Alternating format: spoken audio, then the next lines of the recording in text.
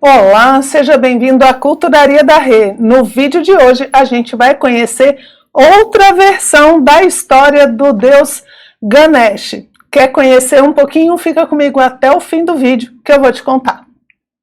Faça esse vídeo chegar a mais pessoas no YouTube. Deixe seu joinha, se inscreva no canal e ative o sininho. Toda semana tem vídeo novo por aqui. Agora vamos para o nosso conteúdo.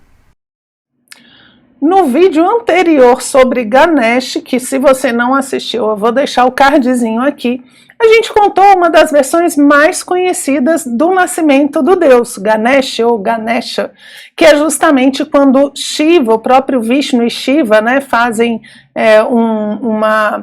um combinado ali, né, para conseguir, então, tirar a cabeça do filho de Parvati e depois colocar a cabeça de elefante. Ah, Renata, que história estranha, esquisita mesmo, mas se você quiser saber a interpretação, dá uma olhadinha lá no outro vídeo, que aqui eu trouxe uma outra história para contar para vocês. Ah, Renata, mas que coisa estranha, esse pessoal não se decide, não, afinal de contas, como é que foi que Ganesh nasceu? Gente, a mitologia ela é repleta de versões, são versões distintas que, na verdade, elas se complementam e muitas vezes elas são adaptações dentro do tempo e do espaço. Todas as mitologias costumam trazer várias versões. Além do que, muitas vezes, um grande nome ali daquela tradição cria uma nova versão. Por exemplo, quando a gente fala do nascimento do amor, do nascimento de Eros, a gente tem ali a versão de Hesíodo e também temos a versão de Platão, que é totalmente diferente. Então, estou dando só como exemplo, porque é muito comum que a gente tenha versões diferentes. E aqui no caso de Ganesh, também acontece. A gente tem a versão mais popular que a gente conheceu no outro vídeo, e eu vou trazer para vocês hoje a versão do Brahma Vaivarta Purana, que é uma outra obra que fala uma versão diferente do nascimento de Ganesh. E particularmente é uma versão que eu tenho mais carinho, eu gosto mais dessa versão. E ela é bem interessante, ela é um pouco mais simples de se interpretar. Eu vou contar a história e eu tenho certeza que você já vai tirar um ensinamento, né? Porque afinal de contas, se você está seguindo aqui, vendo o conteúdo do canal, você já está pegando o jeitão, né? De como fazer essas interpretações dos mitos. Então, nessa história que a gente vai conhecer hoje, Ganesh vai ser filho também de Parvati e de Vishnu, ou seja, aquele simbolismo inicial que a gente viu continua valendo. Só que Parvati, para que ela tenha o filho, ela fica jejuando durante 1 ano, como se fosse um rito ali de purificação e meio para falar, olha, eu estou obstinada, ela mostra que ela realmente quer ter essa criança. E ela passa, então, 1 ano fazendo jejum. E no final desse jejum, então, os deuses concedem um filho para Parvati. E todos vão ali conhecer a criança, ela faz uma grande festa, uma comemoração justamente do nascimento do filho que ela queria, tão desejado, tão amado. E nessa festa todos os deuses são convidados, inclusive Shani, né? Só que Shani, ele não quer ir, ele não quer ver a criança. Só que a mãe, Parvati, ela insiste. Ela fala, não, você precisa ir. E Shani fala, não, a minha presença pode colocar o seu filho em risco, né? Tá todo mundo tão feliz, tipo assim, não quero ser aquele que vai estragar a festa, né? E Parvati fala, não, eu faço questão que você esteja lá. E quem é Shani, né? Quem é essa divindade que aparece, então, tão cautelosa em relação a olhar para o filho de Parvati? Shani, ele é um deus relacionado muito às provas, né? Ele é considerado a corporificação do planeta Saturno.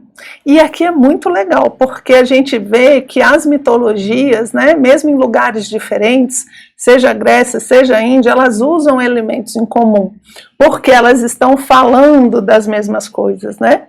Então Shani aqui, ele é o senhor das provas. Veja, Ganesha vai ser aquele que retira obstáculos, né?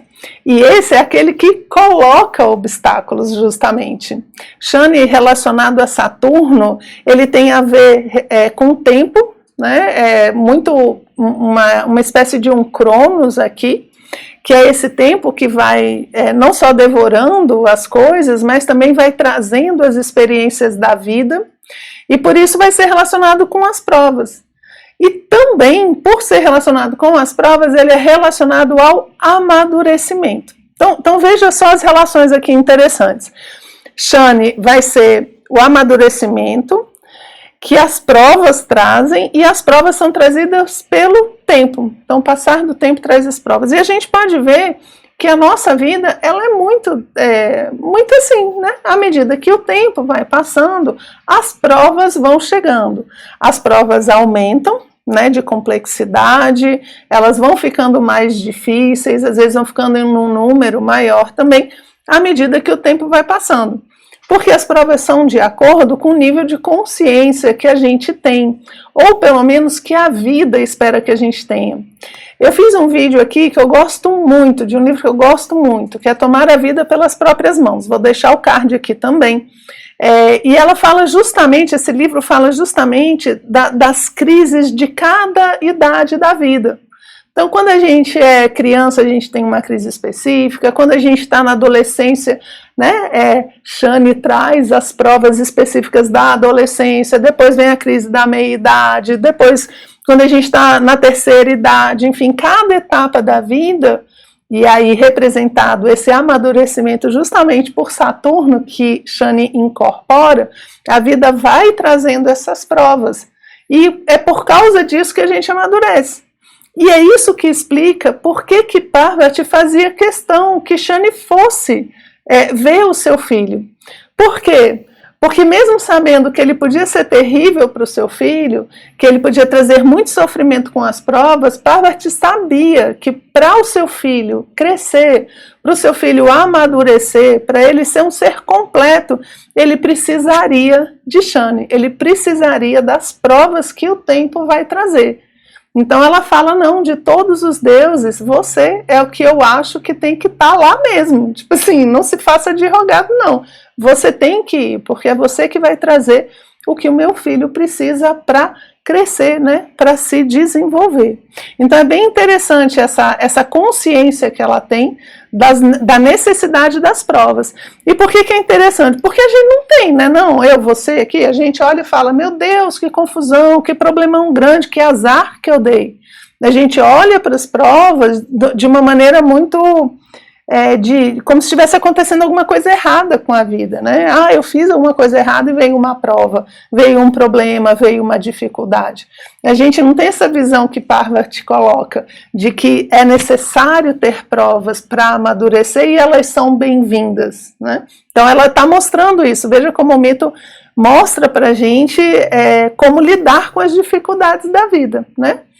Só que eu acho, né, não sei, acho que ela não esperava que quando Shani olhasse para o filho dela, ele cortasse a cabeça. É tipo assim, né, a gente fala, não, tudo bem, a gente vai amadurecer, vão vir as provas, aí vem uma paulada daquelas, né, que a gente não imagina. E no caso aqui, Parvati, quando Shani olha para o filho dela, ele corta a cabeça da criança. E aí a gente tem, de novo aqui, uma figura que está lá na outra versão da história, que é Vishnu. Né? Nessa versão aqui, Vishnu sai em cima da sua águia e encontra a cabeça de elefante. Em algumas versões ela já está com um dente só, pega essa cabeça de elefante, então, e coloca, substitui a cabeça do filho, né, de Parvati, pela cabeça do elefante. E assim a criança tem todo aquele simbolismo de sabedoria, e veja, sempre que a gente fala dentro dos mitos de uma morte simbólica leva você a um novo nível de consciência. Então o filho de Parvati nasce, né, como uma criança normal, digamos assim, e depois ela recebe uma cabeça de um animal que representa o quê? Sabedoria.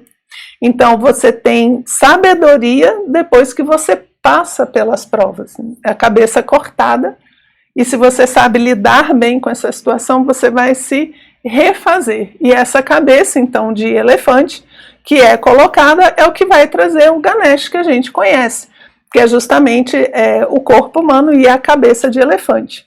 Parvati fica muito feliz, todo mundo fica muito feliz, Shiva também fica feliz e a criança é reestruturada, né? Colocada de novo ali naquela família maravilhosa que a gente já conhece.